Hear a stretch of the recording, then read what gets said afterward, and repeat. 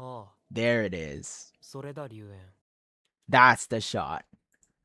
Very reminiscent, direct parallel shot once again from season 2, episode 12.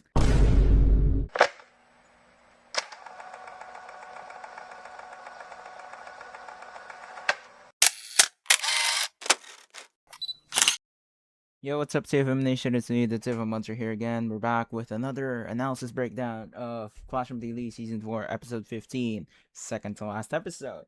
So, yeah, we're near the end, and yeah, I'm a bit early today because I have to do it because, yeah. Anyway, let's jump right into this. I'm not gonna, compare it to the light novel. I'm not gonna bring up the PDF, right? I'm just gonna say some things that I do remember because I don't have the time to reread the whole thing. All right. So yeah. All right. Let's jump right into episode 15. I forgot to.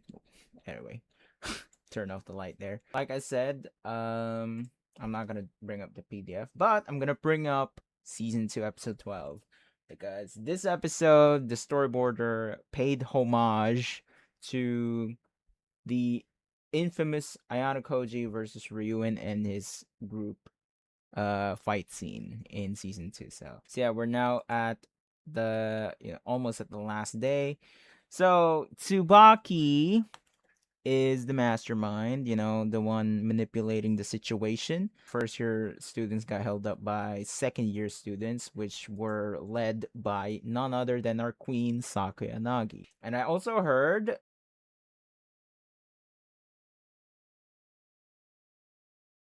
by the way, feet. Anyway, they just forgot. I saw a couple of reactors. Like most of the reactors to this episode during the Utamiya and Kito scene, which I'll bring up later, they forgot that Sakayanagi instructed Kito here. Alright? Like, brother, it's right here. Let's see if we can track down the mastermind behind it all. And then says, Kito-kun. Kito. Right? It's right there. Oh my god. And then Utamiya explicitly stated Class 2A. Who's from Class 2A? It's none other than our queen, Sakayanagi. Like, what? What's going on? Anyway, I have no clue what the the reactors are talking about, saying, what was that? Was that some sort of distraction? Wait, what? I thought it was explicitly stated. But anyway, besides that though, let's jump right into this one. These are really good boards, I must say, because in this part, you can see here, Sakayanagi mentioned that I can't imagine anyone lesser pinning you down. Hermit Crab is basically, I guess, Ayanokoji, and Hermit Crab symbolizes vulnerability. So Sakayanagi pinned it down, but and then おそらく1年生は強行手段に出る。課題や指定エリアへの移動を妨害してくるだろう。she lifted her foot to let go of the hermit crab. When Ayanokoji stated that, oh yeah, I need to get rid of the first years, they're ganging up on me. So yeah. And then yeah, there's a lot of good eye shots here as well. This is why I love this storyboarder. The storyboarder is Noriaki Saito, which did, or who did, episode 7 of season 4 as well as episode 9 of season 4, because those were amazing close-up shots. We have a lot of good eye shots, and I love this one. Look at that, the eyes, the way it's glowing. Oh my days, bro. Anyway, yeah, so you probably could have guessed it, the Ryuen versus Hosen was really good. I must say it's really good. So this is my highlight of the episode, way more than the end here. I mean, obviously this scene is supposed to be, because Ayanokoji is just in a hurry, and then Nago was just standing in his way. So yeah. Anyway, in this one though, Ryuen helped his boyfriend. If you guys don't remember why is Ryuen helping Ayanokoji, it's because Ayanokoji talked to Ryuen. You guys remember in episode 11? You guys don't remember episode 11 of season 4? Yeah. Ayanokoji went to Ryuen and Katsuragi, right? And then they talked about something, and then they cut it out. So this is the one. Ryuen is helping Ayanokoji because of that, right? And because of Hosen as well. You know how Ryuen fights, like he's playing dirty, so yeah. That's his nature. So yeah, obviously you should have expected that Ryuen will lose this fight because Hosen is just built different. Like he is a fucking gorilla for a reason. That's why if you guys remember in episode 1, season 4 episode 1, it was already there. It was already hinted that Ryuen can't stand up against Hosen. As cunning as Ryuen is, you all know that Hosen, when it comes to brawling, like the physical strength, you all know that Hosen is just something else. He's a monster when it comes to fighting. But he doesn't have the brains. Unlike Ryuen, he has the brains. At the very least, He has the brains. He also has the physicality, the fighting skills. But it's street fight, street level. But it's also not as good as Hosen. Ryuen cannot stand a chance against Hosen. So, yeah, that's why I wonder why people kept saying that. Oh, I'm so disappointed. Ryuen didn't even put up a fight. Bro, do you see Hosen? Is he even a high schooler at this point? But yeah. Anyway, I love the direction here, like the sky here, because of the clouds. And then the fade into the darker colors. I love it. And then they went with the Kagenashi style with this fight scene, and I actually like it, Uh it's not the best because sometimes it's dark. Like there are some shots here that are way too dark. It's like I said, remember this? Look at this. It's so dark, right? Look at this.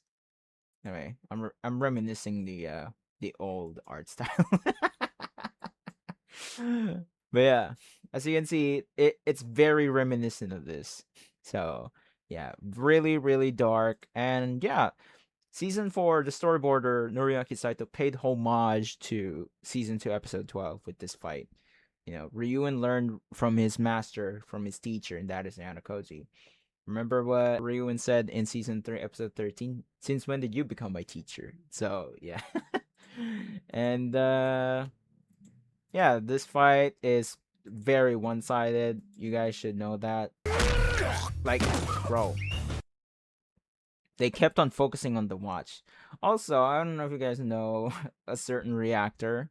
I'm not gonna call them out, all right? Like they're very they have a large community, but like I'm sorry, what, like, how can you forget the watch? The important detail of the watch, like why is it setting an alarm? What's the warning signal there? It just means your health is in serious trouble, all right? So that's why it's sending a signal, so that other students can rescue and send help. That's why it happened in episode 11 of season 4 with Komiya and the Kinoshita, with Shinohara's group. So yeah, well, anyway, small detail that they just forgot. As you can see, this is why, if you kept on spoon feeding more of the anime watchers, they're gonna forget about everything. So if they forgot about this already when it was literally established in episode 9 and again in episode 11, and we're at episode 15, holy shit, what the fuck is going on? But yeah, instant alert to, Ryuen's health. He's not doing well. Yeah. It's very bloody, I must say. This fight is very bloody, which I really do enjoy. And I don't get why some people also say, the animators really hate Ryuen. They did not. Like, bro has aura in this episode. It's literally what happened in the light novel as well, but just way more bloody. Really, really good eye shots, close-up shots. This is what I really highlighted for this season. So yeah, that's what I really love. And it adds more depth to the psychological elements. That's what I really love about this season. So yeah, and then yeah, you can see more blood and the warning. So yeah, as well as spitting on Ryuen. That's disrespectful as fuck. And then yeah, look at that fucking aura in his eyes, man. The fire in him. That's what I really like. You know, they're focusing way too much on the eyes, and it just shows that there's fire in them. Like, that's their aura, you know? So, yeah. And then, yeah, you can see how Ryuen's standing is just, he's basically like barely holding on. Send signal. And this is kinda what they missed. Yeah, the anime kinda missed here. Because if you guys don't know, Hosen's dominant hand or arm is his right, and it's Ishizaki holding it. It's supposed to be Albert, just like in the light novel, but they switched it up. So I don't know why they did this as well. I mean, it's very normal for them to switch things up, you know, but in this one, they shouldn't have changed it. They shouldn't have switched it. But I mean, hey, you do you. Ishizaki is also a fighter, but you know, not as strongly built as Albert or Ryuen, but he's still a fighter, you know.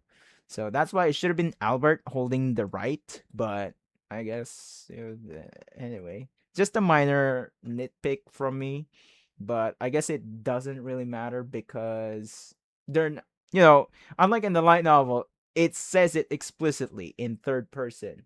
It says there in the light novel that his dominant hand, his dominant arm his dominant right arm was held by Albert. Yeah, unlike in the anime, it's not said, all right? We don't know, okay? So, yeah, what we do know is that it was an ambush set by Ryuen. So, yeah.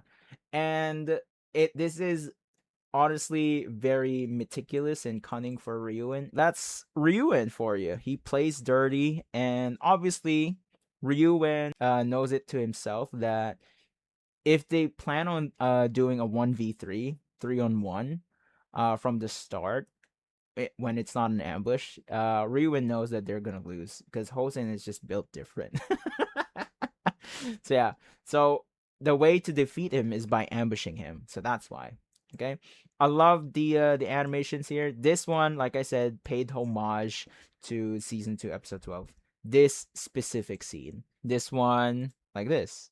So yeah. You can see here. And then that punch. Although I'm not a huge fan of making it black, you know, black screen, because in this consecutive punches, they just kept on showing it, you know, like Ayanokoji is just there nonchalant punching him, and then showing his blood splattered. Just a minor criticism there. There's a I guess that is an artistic choice, making it into a black screen. And then yeah, this specific shot, if you guys remember this specific shot, it's this. See? The parallels. It's insane. And then if you continue on this shot, it's Hosen. For this one,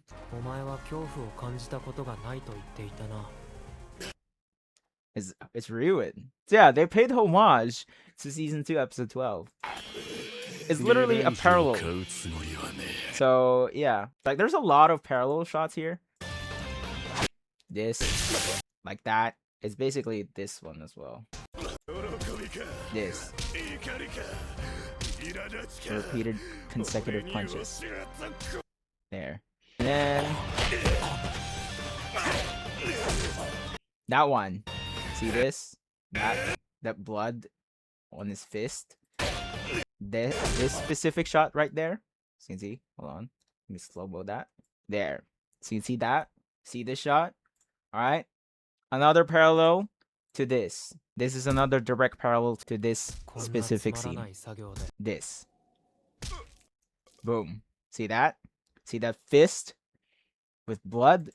Yep. That's a direct parallel. Another parallel shot reference to season 2, episode 12, which, by the way, is fucking cinema. You know, the way they paid homage to season 2's infamous fight is so worth it, especially when you know Ryuen was the one who got beat up last time. This time around, Ryuen is the one standing. This one is another great artistic choice.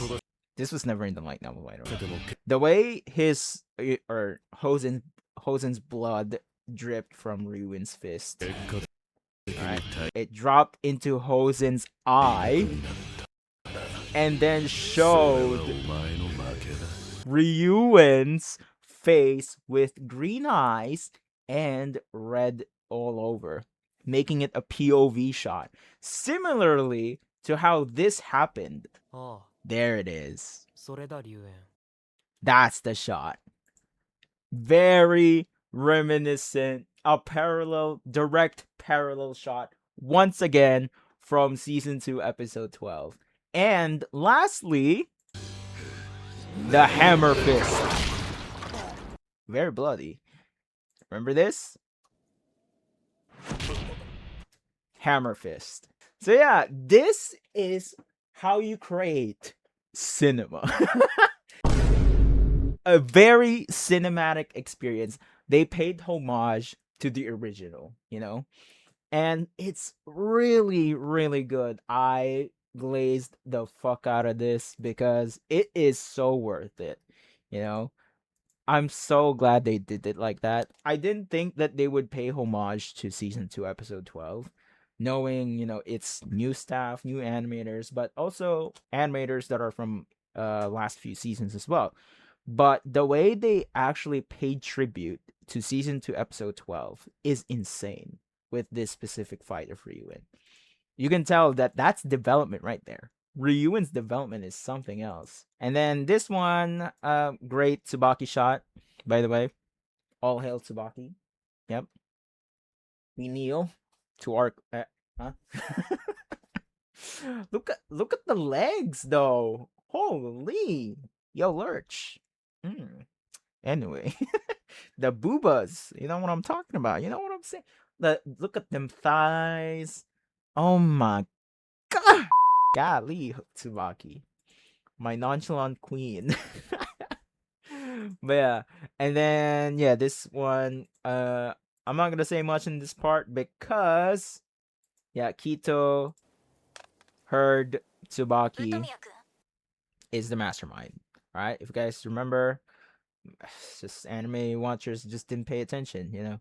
Sakanagi contacted Kito when Sakanagi mentioned, let's figure out who the mastermind is. And then Kito heard Tsubaki. And then said this. I thought you were taking orders from me. Obviously, Kito already had the information. So, I'm done. I've done my mission. Goodbye. That's basically it. And then I love this one. This specific art of Tsubaki. You know why? It reminds me of this. Her eyes and everything. See? It's really, really good. You know, they captured Tsubaki so well. I'm really glad that they're focusing so much more on Tsubaki in this specific arc. Because, you know, I was kind of bummed out in like the first few episodes because obviously there's no Tsubaki focus that much. But they gave us subtle hints. You know, so I'm really glad about that. Lurch is cooking. Lurch is cooking with the storytelling. But many people just fail to realize it because light novel supremacy, yada yada, fucking hell. So yeah, after the Kito scene and Utamiya talking to Tsubaki, you can feel the sense of betrayal, right? Because Utamiya contacted someone else. He changed the frequency of the channel. And they contacted someone. That is a tease. They gave us a tease already in season 3. Yes, that's right. Season 3, episode 3. Someone called Ayanokoji. 誰だ何も話さないなら切るぞAyanokoji Kiyotaka あんたは動き出したということか Yep. They gave us another hint. They're leaving us a lot of hints, you know. Those subtle details you have to remember. So, yeah. Because I love the fact that the anime adaptation isn't really spoon-feeding us of a lot of information. So, it's just like how Steins Gate does, you know. They tell us things very subtle at times, and then if you rewatch it, you're gonna pick up a lot of things that are already there, and you just didn't notice. That's what I really love about the anime adaptation of Clash of the Elite so far. And then, yeah, this. I'm not gonna say much on this part because, yeah, let's jump right into the Ichino's part. They made it really romantic, just like in the light novel. But light novel readers should know what this freaking stare meant. All right. This is the illustration, by the way. It's this one. So yeah. All right, that's that. So yeah, if you guys don't know, yoink. Yeah, the animators were like, yeah, we know the future. We know the future. We know what Ayanokoji thinks of Ichinose. We have the author by our side, so we can control it, you know. We can give hints about the future, you know. So I'm really glad they implemented it. It's so funny to me as a light novel reader, though. Hey, it worked though. It really worked for anime watchers as well. It did work, saying that, oh, the manipulator, yada yada. You know what? It worked. It is a manipulation tactic, kind of, because of the way he stares at Ichinose. I mean, yeah, light novel readers should know what happens next in volume 12.5, and then he did it again. What the fuck? It's a much closer shot this time around, but yeah. And then yeah, they gave us so many good shots, so many good eye shots of Ichinose as well. This is like the first time we've seen a lot of good shots of Ichinose, so I'm really glad because I was kind of missing on the Ichinose uh good eye shots. Like I feel like she's the only one missing among the leaders of second year class that doesn't have a good close up eye shot. So yeah, this time we finally got one, or yeah, got many in this specific episode. And then enter the Nagumo Ayanokoji scene. I'm not really a fan of the red filter here. All right, I'm just saying that straight up. So yeah, I'm being genuinely honest here. You saw my episode preview reaction before, and you saw my initial reaction as well of this entire sequence. I'm not really a fan of the red, all right, as a valid critique, valid criticism. I must say I'm not really a huge fan of this comp. Or it's not really a comp, it's just the way they just splashed red in this scene. But yeah, anyway, it's not good like the Ryuen one, because in Ryuen's case it's a POV blood shot. So yeah, in Hosen's eye. In this one it's not, it's just filter. Anyway, in this one though, they still delivered. Yes, they did give us a 1-to-1 illustration where Ayanokoji pushed Nagumo lightly, this one. But it's not the best thing, all right? Because obviously I figured this would happen, you know? I figured this would be the case. They separated the killing intent shot to this scene. In the light novel illustration, I get why it has aura. You know why? Tomasa Sensei gave us the illustration of the killing intent shot, and yeah, along with the push down scene, pushing Nagumo. So yeah. In the anime though, what they did is do this shot first and then do other shots next, and then do a separate killing intent aura shot, which is this, which I might add, really really good. So yeah, I love what they're doing with the eyes. It just shows that there's coldness, there's aura in Ayanokoji. I'm glad they didn't choose red because too much red already. So I'm glad they chose green. And then yeah, Nagumo's face looks like a fucking baby, man. Like look at this. He looks like a lost child. I'm sorry, but yeah. You have no more aura, man. You had one aura in this scene, like that one extreme close up shot on your fucking eye here. But yeah, you lost aura. I'm sorry. And then you were so desperate on Ayanokoji's attention. If you guys don't know, Nagumo is so desperate with Manabu, the previous student council president's attention. And that's why he keeps on doing things, yada yada.